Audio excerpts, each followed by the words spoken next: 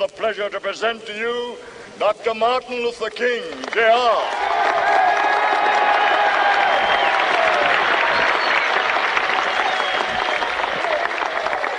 I am happy to join with you today in what will go down in history as the greatest demonstration for freedom in the history of our nation.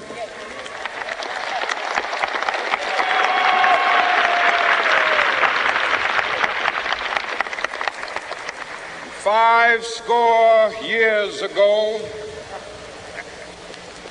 a great American in whose symbolic shadow we stand today signed the Emancipation Proclamation. This momentous decree came as a great beacon light of hope to millions of Negro slaves who had been seared in the flames of withering injustice. It came as a joyous daybreak to end the long night of their captivity. But 100 years later, the Negro still is not free. 100 years later, the life of the Negro is still sadly crippled by the manacles of segregation and the chains of discrimination. 100 years later, the Negro lives on a lonely island of poverty. I have a dream that one day this nation will rise up and live out the true meaning of its creed. We hold these truths to be self-evident, that all men are created equal.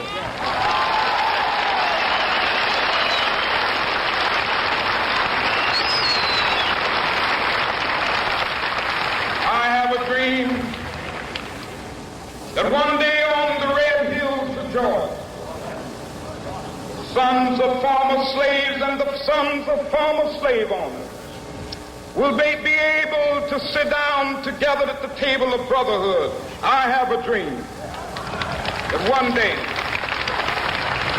even the state of Mississippi, a state sweltering with the heat of injustice, sweltering with the heat of oppression, will be transformed into an oasis of freedom and justice. I have a dream.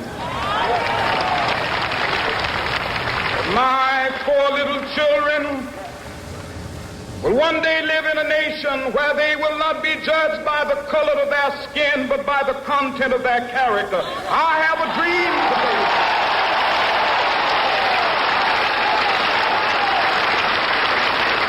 I have a dream that one day, down in Alabama with its vicious racists, with its governor having his lips dripping with the words of interposition and nullification. One day right there in Alabama, little black boys and black girls will be able to join hands with little white boys and white girls as sisters and brothers. I have a dream today.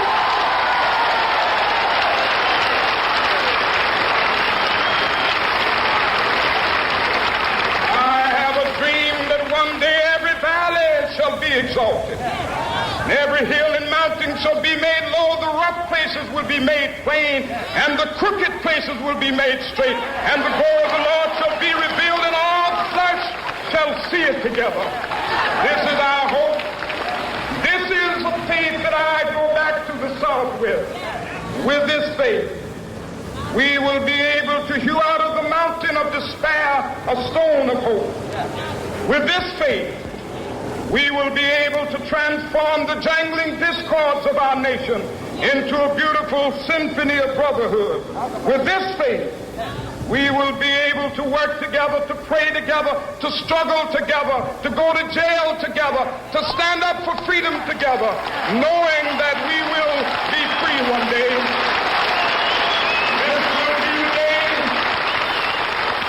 This will be the day when all of God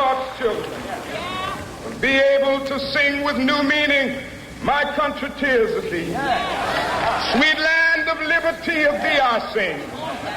Land where my fathers died, land of the pilgrim's pride. From every mountainside, let freedom ring. And if America is to be a great nation, this must become true. And so let freedom ring.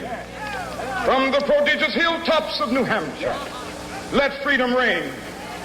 From the mighty mountains of New York, let freedom ring. From the heightening Alleghenies of Pennsylvania, let freedom ring. From the snow-capped Rockies of Colorado, let freedom ring. From the curvaceous slopes of California.